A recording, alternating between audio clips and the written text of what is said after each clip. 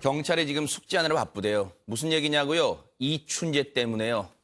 김기혁 아나운서. 네, 이춘재를 조사하고 또 범행 자백을 이끌어내기 위해서 이 이춘재에게 붙은 프로파일러 수만 9명입니다. 네. 여기에 여성 프로파일러 3명이 포함되어 있는데요. 네. 이 이춘재가 자신의 범행을 자백을 하기 전 어떤 도발적인 말을 여성 프로파일러에게 했다고 합니다. 어허. 그 내용이요. 네. 이 이춘재가 이 여성 프로파일러의 손을 보고서 네. 손이 참 예쁘시네요. 손 좀 잡아봐도 돼요? 라는 말을 했고요. 소름 끼치네. 이게 뭐예요, 이게? 그러니까 이제 또 프로파일러는 어쨌든 조사를 이어가야 되니까 조사 마무리되면 악수나 합시다라는 말로 이 상황을 넘겼다고 합니다. 어쨌든 이게 뭔가 밖에서 기질을 발휘한 보면- 거잖아요, 그래도. 예, 맞습니다. 네. 예, 어쨌든 이 여성 프로파일러가 그 상황을 잘 참고 넘겼는데 사실 이게 뭐 밖에서 보면은 성희롱이라고도 볼 수 있는 네. 거잖아요. 어쨌든 이런 말을 했다고 또 경찰이 알려왔습니다. 네. 이후 진행된 추가 조사를 통해 저때 기지로 넘겼고요. 추가 조사를 통해서 여러분 아시는 것처럼 화성 사건 자기가 다 했다. 그리고 총 14건의 살인, 30여 차례 성폭행 사건 다 자기가 했다. 자백을 이끌어냈습니다. 만약에 그때 못 참고 이 자식 봐라. 지금 분위기 파악 못해? 지금 네가 지금 그런 얘기 할 순간이야 지금? 라고 화를 냈다면 혹시라도 이런 자백을 못 끌어냈을 수도 있다라는 생각을 해본다면 그 프로파일러들이 순간 꾹 참고 기지를 발휘한 것 같다 이런 생각이 드는데요. 손 관련 얘기는요. 영화에서도 나옵니다. 관련 내용 보시고 이어가 보도록 하겠습니다. 눈이 되게 이뻐요. 그쵸? 주둥이 다물어라. 머리는 왜 이렇게 짧게 했어요? 길면 섹시할 것 같은데. 앉아 있어라.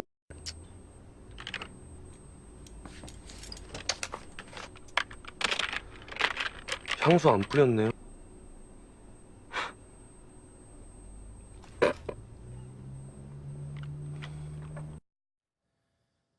영화 살인의 추억이라고 생각하셨죠? 그런데 이런 범죄 영화에서도요. 조사를 받을 때 저 살인마로 나온 하정우 씨가 여성 경찰관에게 수사관에게 뭔가 도발적 성희롱 관련 얘기를 하면서 신경을 긁는 장면이 버젓이 나옵니다. 그런데 오윤성 교수님 정말 기질을 발휘해서 잘 넘겼다는 생각도 들어요. 그때. 저게 이제 최초의 둘이가 대면을 했을 때 전초전을 하는 겁니다. 심리적 우위를 달성하기 위해서 저 이춘재가 한번 저런 얘기를 던졌을 때 상대가 어떤 반응을 보이는가에 따라 가지고 그 사람의 수준을 갖다가 판단을 하는 거죠. 네. 뭐 지금 아마 이춘재 입장에서는 자기가 56이니까 저분이 네. 40세니까 내가 살인 사건을 저지를 때는 너는 초등학생이었다 이런 생각을 아마 하고 덤볐을 것이고요. 그렇다고 해가지고 이 프로파일러로 가신 이분도 그렇게 만만한 그런 상황은 아니니까 네. 뭐 그렇게 얘기하는 데 있어가지고 동요 없이 잘 그 대처를 한 것 같아요. 네. 그런데 어떻게 보면은 이춘재 정도가 되면은 저 정도의 그 반응을 보일 것이라고 경찰은 이미 예상을 했을 수도 있어요. 어떻게 나올 것인가. 사실은 이춘재의 저 일거수일투족은 앞으로 이제 우리나라에서 저런 연쇄 살인범들을 다루는 데 있어서 상당히 중요한 하나의 기준점이 될 수도 있다라고 봅니다. 네. 그런데 일단은 이 그 사건의 공소시효가 지나가지고 이춘재 입장에서는 자기는 처벌을 받지 않는다라고 하는 이런 나름대로의 심리적인 안정감이 있기 때문에 저런 여유를 부리는 거죠. 네. 그렇지 않으면은 이제 본인이 지금 이미 8차에 걸친 그 조사에도 불구하고 자기가 하지 않았다라고 지속적으로 얘기를 해가지고 전반적인 분위기를 자기가 의도하는 대로 그렇게 쭉 끌어오지 않았었습니까? 네. 그렇게 해가지고 사실 이런 사람들에게는 강압적으로 조사를 한다라고 하는 것은 오히려 하수가 되는 거죠. 네. 그래서 이제 아주 좀 이렇게 여유 있게 이쪽에서도 정신적 안정감을 가지고 대하는 것인데 서로가 얼마나 평상심을 유지를 할 수 있느냐라고 하는 것이 굉장히 중요하고요. 네. 그래서 오히려 이 상대에게 네가 그러면 갑이니까 거기에 대해서 한번 얘기를 해봐라 이렇게 네. 해가지고 기회를 주는 것도 저 사람의 그 진술을 이끌어내는 데 있어서 하나의 어떤 그 기법이다 이렇게 볼 수도 있습니다. 저 순간에도 뭔가 기싸움을 범인과 형사, 경찰 간의 기싸움이 있었다 이런 생각이 드는데 그런데요. 저희가 잠시 뒤에 이제 더 자세히 짚어보겠습니다만 지금 이춘재는요. 화성 연쇄 살인 사건 모두 10차례가 있었잖아요. 그 10건을 자기가 다 했다는 거예요. 그건 8차 모방 범죄가 있었다는 건데 그것도 저희가 잠시 뒤에 얘기해 볼게요. 그것도 자기가 진범이라는 거예요. 그런데 그것 말고도 그러면 총 14건의 살인이니까 처제 성폭행 살인 사건 때문에 지금 복역하고 있잖아요. 그럼 나머지 최단미 변호사 나머지 3건의 살인은 뭡니까 대체 그러면? 이게 이 이춘재 같은 경우에는 결혼을 하고 나서 화성 연쇄살인 사건이 끝나고 나서 청주로 이사를 갑니다. 자신의 네. 아내의 집이었던 청주 쪽으로 이사를 가는데 지금 얘기하고 있는 나머지 3건, 그러니까 처제 살인 사건 이외에 나머지 3건이 바로 화성 사건 이후에 이 처제 성폭행 살인 사건 전에 청주에서 3년간 여성 3명을 연쇄살인했다. 하하. 이 얘기입니다. 네. 그중에서 먼저 이 1991년에 있었던 이 청주 여공살인 사건부터 말씀을 드리면 1999년 1월에 방적공장 직원 박모 씨, 그러니까 네. 그 당시 17세였어요. 이 박모 씨가 귀가 중에 실종되는 사건이 있었습니다. 네. 근데 이 실종됐던 박모 씨가 1월 27일 오전 10시 50분 정도에 청주시 가경동에 있는 택지조선 공사장에서 숨진 채 발견이 돼요. 네. 근데 이때 발견된 시체에 있었던 여러 가지 이러한 형태가 네. 그 당시에 화성 연쇄살인 사건에서의 시그니처라고 하는 것과 동일한 형태의 범죄 방법이 발견이 됐고요. 네. 국가수의 부검 결과에 따르면 그 박양이 그 당시에 성폭행을 당한 뒤에 경부 압박에 의한 질식사를 당했다. 이러한 부검 결과를 받은 사건입니다. 지금 앞서 그 수법 보니까요. 양손이 결박돼 있고 그 당시 청주에 있는 방적공장 직원이었던 박모양이 귀가 좀 실종됐고 숨진 채 발견됐는데 속옷으로 재갈 물린 상태 양손 결박 성폭행 당한 뒤 목졸려 숨져 이게 화성 연쇄 살인 사건의 시그니처와 똑같다는 건데 오윤성 교수님 시청자 여러분들을 위해서 시그니처가 대체 무슨 말이에요 이게? 사실 이제 이춘재 때문에 이제 이번에 여러 가지 어떤 범죄학적 전문 용어가 많이 이제 언론에 나왔습니다. 그 중에서 대표적인 것이 이제 MO라고 하는 범행 수법과 이 시그니처라고 하는 인정 서명 행위다라고 하는 이 2가지 개념이 이제 많이 나왔는데요. 네. 범행 수법이라고 하는 것은 그야 말 그대로 자기가 범행을 하기 위해서 용이한 여러 가지 어떤 방법을 하는 거죠. 예컨대 이제 금고 트리범들 같은 경우는 뭐 앞쪽에서 트는 사람이 있고 뒤쪽을 뚫는 사람이 있고 이런 거는 범행 수법으로 우리가 봅니다. 그런데 이제 그 시그니처 즉 인증 우리가 사인한다 그러잖아요. 네네. 그 사인을 이제 그 시그니처라고 이제 하는 서명, 것인데 우리가 서명 행위 네. 또는 인정 행위인데 네. 그것은 이제 범죄를 하는 데 있어서의 직접적인 연관성은 없고 네. 자신의 어떤 평소에 가지고 있는 성적인 환상이라든가 이런 것들을 뭔가 충족을 시키기 위해서 일반인들 또는 수사관들 입장에서 봤을 때는 쓸데없는 행위를 하는 거죠. 그러나 그것은 쓸데없는 것이 아니라 통상 연쇄살인범들 같은 경우는 초기 단계에 있어서 살인을 하는 데는 시그니처를 남길 정도의 정신적 여유가 없어서 남기질 않습니다. 네. 그런데 이제 이 살인이 계속되다 보면은 내가 다음번에는 가서 내가 어떻게 하고 싶어라고 하는 것을 갖다 실현을 하는 건데 네. 이게 이제 외국 같은 경우에 연쇄살인범들에게 많이 이제 나오는 그런 현상들이죠. 네. 그 예컨대 이제 사체를 즉 사람을 살해하고 난 뒤에 그대로 놔두고 가는 것이 아니라 사체 모양을 상당히 그 여성의 모습을 굴욕적으로 만들어 놓고 간다든가 아니면 또는 이번 사건 같이 입을 갖다가 속옷으로 재갈을 물리고 팔을 뒤를 아주 독특한 그런 어떤 매듭으로 항상 묶는다든지 네. 또는 뭐 9차 사건에서 있었던 것 같이 그 어떤 면도 칼 같은 것을 가지고 피해자의 피부에다가 어떻게 긋는다든가 하는 이런 네. 것들은 실제로 범행을 하는 데 있어서는 전혀 어떤 연관성이 없게 보이는데 그것은 바로 자신의 내면적인 것을 거기다가 사인을 하는 같이 보이는 거죠. 네. 그러면 이제 수사를 하는 사람들 입장에서는 이거는 같은 동일 범일 가능성이 높구나라고 네. 하는 그런 것을 이제 짐작을 하게끔 하는 그런 네. 용어가 되겠습니다.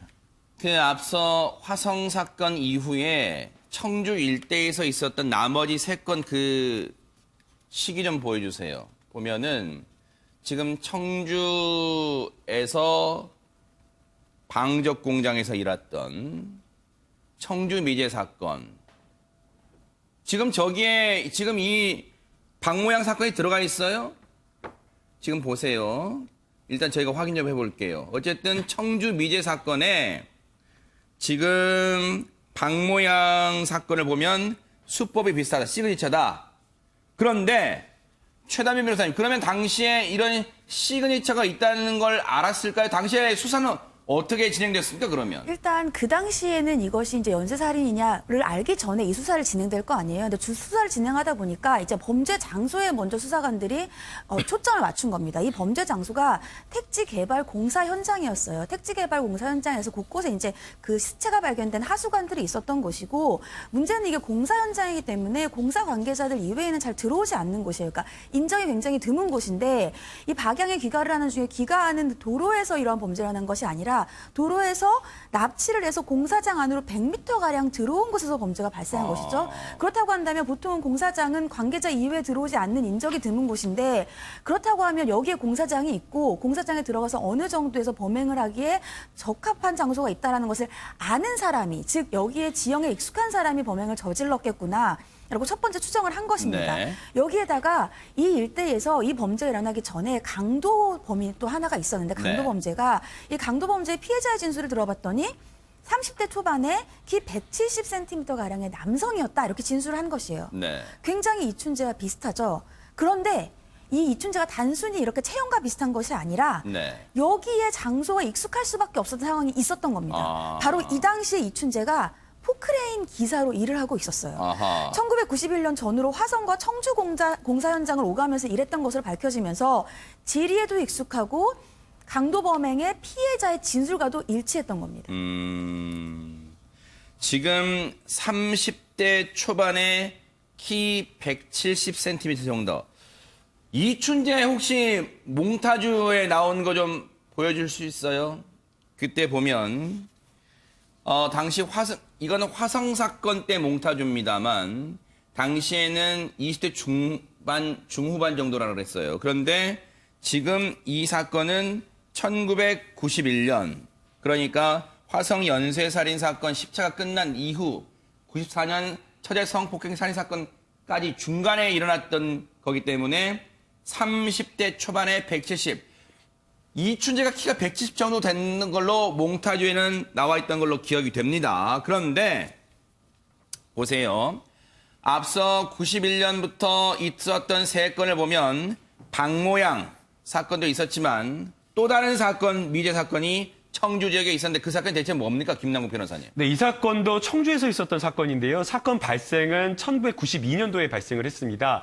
이 피해자는 28살의 여성이었는데요. 앞선 어떤 사건과는 좀 다른 것이 이번에는 상가주택, 청주에 있는 상가주택에서 숨진 채로 발견되었고요. 하의는 벗겨진 상태였다. 그리고 무언가에 의해서 목이 졸려 숨진 상태로 있었다라는 겁니다. 네. 당시 이제 범행 장소 자체가 상가주택, 주택이 있는 주택가였기 때문에 목격자가 있었는데요. 이 목격자의 진술에 따르면 20대 초반으로 추정이 되는 어떤 남성이 그 집에서 빠져나온 것을 봤다라는 겁니다. 네. 뭐 목격자의 진술이 있었음에도 불구하고 이 당시 이 사건은 미제 사건으로 나왔는데요. 뭐 앞서 오윤성 교수님께서 오춘석의 뭔가 이렇게 시그니처다라고 하는 그 범죄의 특성을 좀 말해줬었는데, 그러한 범죄의 특성을 보게 되면 무엇인가 입에 재갈 같은 것들이 물려 있었다. 그리고 무엇보다 중요한 것이 범행 장소가 주택가라든가 사람이 많은 곳이 아니라 사람이 잘 다니지 않는 인적이 드문 곳에서 발생을 했는데, 이 사건은 상가주택에서 발생했기 때문에 그런 점에서는 조금 차이가 있었던 범죄 사건입니다. 공통점은 그럼 뭡니까, 강선우 평론가님? 지금 이 청주 지역의 미제 사건의 공통점 뭘까요? 그 화성 연쇄살인 사건을 보시면 모두 그 이춘재 거주지 주변에서 일어났던 그런 네. 일이었습니다. 근데 청주 그 세 건의 살인 사건 91년에서 94년 사이죠. 근데 이때가 이춘재가 그 신혼집이 청주 서부권에 있을 때였습니다. 그러니까 거주지가 청주에 있었죠. 그리고 모두 다 이제 그 주변에서 일어났는데, 그러니까 본인이 이제 물리적인 공간에서 뭔가 충분히 컨트롤할 수 있는 곳에서 모두 다 사건이 일어난 것이죠. 네. 근데 실제로요, 이게 지금 소름 끼치는 게 화성 연쇄살인 사건의 애초 DNA가 나왔던 5차, 7차, 9차 말고요. 2차와 6차도 바로 이춘재 주거지 반경 3km 안에서 일어났습니다.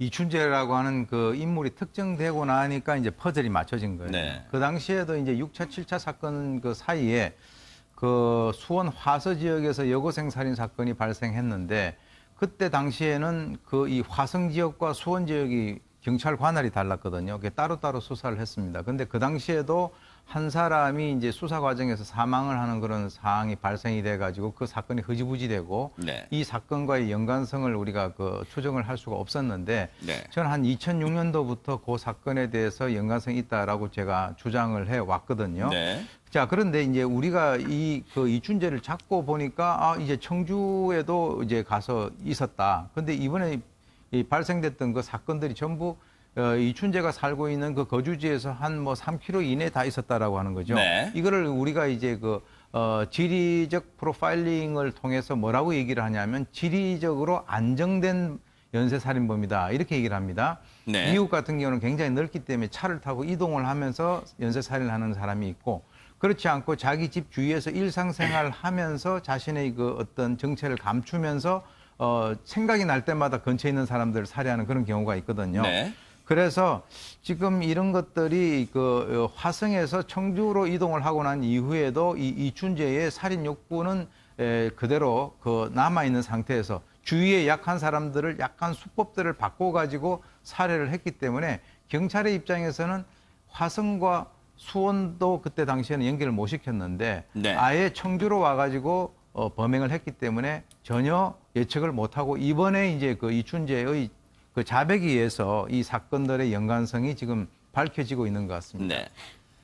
강선우 평론가님, 네.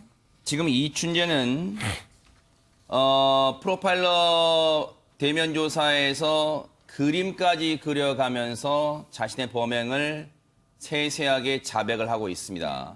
정말로 기억력이 좋은 걸까요? 아니면 기억력이 좋은 것처럼 보이려는 걸까요? 그건 모르겠습니다만 지금 교도소에 복역 중인 이유는 1994년에 처제를 성폭행하고 살인한 혐의로 복역 중인데 네. 당시에 처제 살인 사건 관련해서도 상당히 자세하게 묘사하면서 자백을 했다는데 대체 어떻게 했길래 그렇게 얘기를 한 겁니까? 그러니까 당시 이제 그 형사가 그 추궁을 하니까 그 피해자 머리에 이제 뭐 3번 정도 그렇게 맞은 흔적이 있다고 얘기를 하니까 굉장히 이제 이춘재가 좀 약간 격분을 하면서 4군데라고 계속 이야기를 했다고 해요. 근데 막상 국과수에서 그 시체를 보고 나니까 이제 뭔가 흔적이 남지 않은 하나가 더 있었던 거예요. 그러니까 본인의 어떤 범행 같은 거를 뭐 우발적이라던가 그런 게 아니라 이게 굉장히 내가 뭔가 이렇게 좀 컬렉트하는 그런 사람의 기질이 있는 것 같습니다. 그래서 그 사건 현장이나 아니면 본인이 했던 행위에 대해서 굉장히 정확하게 기억을 하고 그리고 그것이 만약에 인정을 받지 못하면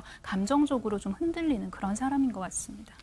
이게 상식적으로는 이해가 안 되잖아요. 오히려 더 가격한 것보다 덜 가격했다고 범인 입장에서는 말할 것 같은데 오히려 자기가 더 처제 성폭행 살인 사건 때 더 가격했다. 횟수가 더 늘었어요. 본인 입으로 얘기를 하고 있어요. 근데 실제로 국과수 부검 결과 한 군데 더 나왔단 말이에요. 자, 이렇게 기억을 잘 세세히 하려고 하는 건지 모르겠습니다만 최단비 변호사님, 이춘재가 이렇게 연쇄 살인마가 된 데는 혹시 어릴 적 성장 배경과도 관련이 있을까요? 어떻습니까? 일단 연쇄살인범이 되는 동기가 무엇인가 이것을 이제 파악하는 것도 중요한데 경찰이 최근에 이제 진술을 받았는데 이춘재가 초등학생일 때 같은 동네에 살았던 누나가 본인을 성폭행했다. 그러니까 본인이 성폭행을 당한 경험이 있다라는 진술을 했다는 거예요. 이제 연쇄살인범이 되는 여러 가지 동기들이 있는데 그 중에 이제 경찰은 이렇게 어린 나이에 강압적인 성경험을 겪어서 왜곡된 성적 지향이 형성됐고 이게 성인이 되고 나서 범행의 동기를 작용했을 수가 있다. 왜냐하면 보통 이 살인도 살인, 강간, 강간미수 이렇게 모두 있는 여러 가지 중에서 강간과 강간미수는 성범죄이지만 살인도 결국은 성범죄를 저지르고 살인을 했거든요. 그러니까 이춘재의 모든 이러한 범행이 성과 관련되어 있기 때문에 이게 왜곡된 성인식이 어렸을 때 이러한 성범죄의 피해와 관련된 것이 아닌가 이렇게 현재는 추측을 하고 있습니다. 이 분석은 어떻습니까, 오윤선 교수님?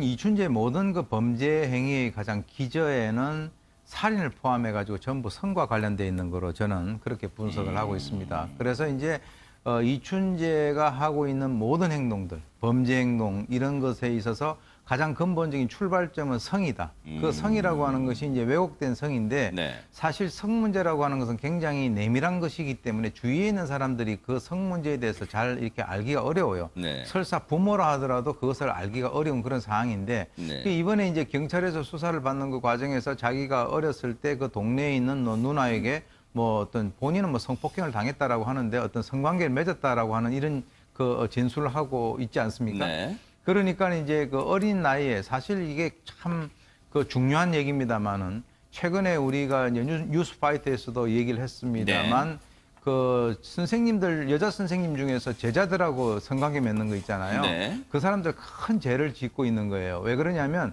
그 남자 아이들 특히 남자 아이들 같은 경우는 이 성적인 가치관이 형성이 되고 있는 그 가운데서 본인의 어떤 그 심적인 준비가 전혀 돼 있지 않고 성숙되어 있지 않는 그런 상황에서 오직 어떤 육체적인 그런 쾌락에 대해 가지고 나쁜 뭔가의 어떤 가치관을 주입을 시켜버리면 네. 그 아이가 자라 나오는 그 과정에서 굉장히 좋지 않은 방향으로 갈 수 있는 그런 가능성이 매우 높아진단 말이죠. 그러니까 지금 저희가 이제 추정컨대 이춘재가 그런 얘기를 했으니까 네. 그렇다면은 만약에 이 가치관이 만들어지는 데서 그런 상황이 됐다면 이 사람이 좀 더 커서 성인이 되고 난 뒤에는 그런 자기가 가지고 있는 왜곡된 것을 수동적인 것이 아니라 아주 그 능동적이고 적극적으로 어떤 상대를 선택을 해가지고 자기가 한번 실험을 해보고자 하는 그런 욕구 같은 아하. 것이 상당히 많이 이제 일어날 수 있는 가능성이 있다는 거죠. 네. 물론 이제 모든 사람이 그러는 것은 아닙니다만 네. 특히 이제 이춘재 같은 경우는 그런 것에 있어서 아주 나쁜 방향으로 간 대표적인 그런 사례가 된다고 봅니다.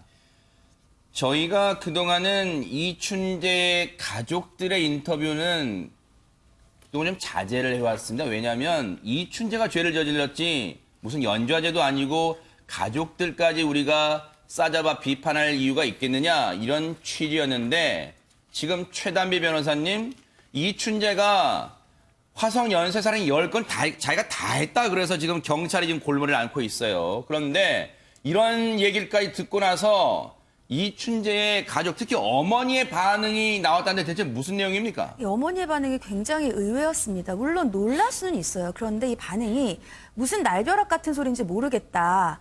1, 2년도 아니고 지금 20년이 다 됐고 우리 아들이 교도소 들어가서 이팔 청춘 다 바쳤는데 왜 그걸 진작 못 밝히고 이제 와서 그러느냐라는 반응을 보였다는 겁니다. 근데 많은 분들은 그 당시에 빨리 밝혔으면 좋았지만 이제라도 밝혀져서 정말 다행이다라는 생각을 하시는데 어머님의 입장에서야 자신 아들이 귀하죠. 하지만 자신 아들이 귀한 만큼 이게 자백이 다 사실이라면 자신의 아들로부터 있는 피해자가 얼마나 많습니까? 네. 그 피해자의 가족들은 또 얼마나 그동안에 피눈물이 나는 심정의 세월을 살았겠어요. 네. 근데 본인의 심정이 아무리 이렇다고 해서 이런 입장을 밝히는 것은 피해자와 피해자의 가족들에게는 좀 못할 말이 아닌가 이런 생각이 듭니다. 그러니까요. 지금 이춘재의 모친께서는 뭔가 좀 착각을 하고 계시는데요. 발언을 볼게요. 세상에 1, 2년도 아니고 20년이 다 됐다. 아들이 교도소 들어가서 이팔 청춘 다 바쳤다. 봉사활동 갔습니까? 봉사활동 갔어요? 죄를 저질러서 지금 들어간 거예요, 지금 교도소에. 이팔 청춘 다 바쳤다는 게 무슨 말이에요, 지금 이게. 상황 파악 안 됩니까, 지금? 그리고 지금 억울하게 누명 쓰고 들었다는 게 아니라 지금 아들 입으로 14건이 아니라 성폭행 30건도 있고 다 했다는 거 아니에요, 지금. 강선우 평론가님. 네. 그리고 그 이춘재 씨의 모친이 굉장히 반성하고 있다 뭐 이런 이야기까지 한 걸로 그렇게 알려지는데요. 근데 나 이외의 어떤 타인에 대해서 평가를 할 때는 그 본인과의 어떤 경험치, 그러니까 상호작용에 기반해서 평가를 하지 않겠습니까? 앞서서 나왔던 보도들을 보면 그 이춘재 같은 경우는 이런 정말 극악무도한 살인을 저질렀지만 동네 사람들이나 이웃이나 아니면 어머니한테는 굉장히 말을 잘 듣고 순종적인 그런 사람이었다는 증언도 있었어요. 네. 그러니까 어머니 입장에서는 이렇게 말 잘 듣는 내 아들이 이런 범죄를 저질렀다는 게 이제 서로 매치가 안 되고 있는 그런 상황인 것 같습니다. 근데 네. 그럼에도 불구하고 지금 이제 이춘재가 이 모든 범인을 저질렀다는 게 좀 증명이 되고 밝혀지고 있는 상황이지 않습니까? 그렇다면 분노하고 있는 그런 국민들이나 아니면 특히 피해자 유가족들을 생각하면 저런 말은 좀 삼가하는 게 좋을 것 같습니다. 이거는 제가 이제 그동안 말씀드렸잖아요. 이춘재 모친의 인터뷰는, 언론 인터뷰는 다른데 다 보도했는데도요. 뉴스파이터는 최대한 자제해왔어요. 앞서 말씀드렸죠. 이춘재가 죄가 있지 이춘재의 가족들이 무슨 연좌죄도 아니고 죄가 있냐 해서 비판하지 말자는 안에서 가만히 있었는데 이제 얘기해야겠어요. 그동안 인터뷰. 김남국 변호사님. 예. 지금 이춘재가 첫째 성폭행 당시 이 처제 나이가 20살이에요. 20살. 처제 성폭행 살인 저지른 거에 대해서 뭐라고 인터뷰한 줄 아세요? 사람이 순간적으로 일을 저지르는 것이다. 자기 처가 가출을 해서 홧김에 그런 거다. 이런 인터뷰를 했었습니다. 모친이. 말도 안 되는 이야기인 거죠. 당시 이춘재가 저질렀던 그 처제에 대한 범행이나 이런 것들을 보면 갑자기 화가 나가지고 우발적으로 범행을 저질렀던 것이 아니라 처제한테 수면제를 먹이고 집으로 유도했잖아요. 유도한 집으로. 거였습니다. 처제에게 수면제를 먹여가지고 수면제 효과가 늦게 나타나잖아요. 그래서 처제가 집으로 또 나가려고 하자 그 나가려는 처제를 못 나가게 막고 그런 어떤 범행을 저질렀다. 그리고 이게 단순하게 성폭행으로만 끝난 것이 아니라 결국에는 이것이 살인으로까지 나아간 범죄인데 이것을 가지고 우발적인 어떤 범죄다. 홧김에 이런 어떤 범죄를 저질렀다. 이렇게 이야기하는 것 자체가 좀 납득할 수 없다라고 생각이 들고요.